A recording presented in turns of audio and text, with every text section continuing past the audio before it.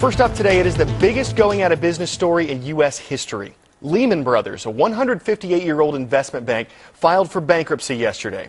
This company had been up for sale. It was falling apart because it had invested a lot of money in real estate, and as you know, the real estate market is in bad shape. When no one bought Lehman, it was game over. Another investment bank, Merrill Lynch, was also in trouble. However, Bank of America decided to buy that company, saving it from the same fate as Lehman. What does all this mean? Well, for now and for Wall Street, bad news. Stocks dropped hard and fast yesterday, the worst hit Wall Street's taken since the September 11th terrorist attacks 7 years ago. This could indicate that the economic crisis we're in is far from over. Now, experts do predict that the economy will stabilize down the road, but for now, investors are hurting. Richard Roth brings us the word on Wall Street.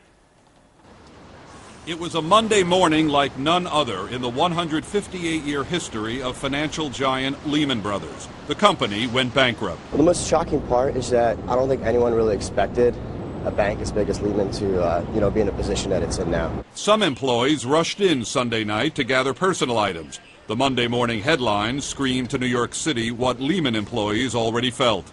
Fear. Uncertainty. One senior executive told me inside Lehman it was dead man walking. You usually don't see a media frenzy outside the New York offices of an investment bank.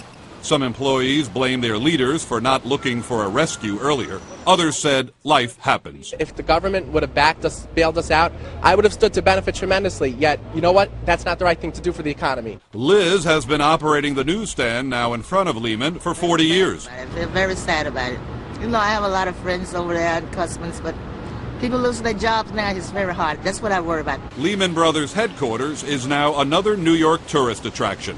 We're just in America and we just thought this was part of the history of New York. It's just sort of, I guess, being Australians interested in what sort of impact it might even have in Australia. Just a collapse of a major bank of this nature, yeah. The meltdown affects other firms in the canyons of American capitalism. It's a terrible day for the U.S. at the moment. It's time to wake up and smell the coffee, Tony says. Businessmen were ordering earlier than usual. Affect these people, affect me too.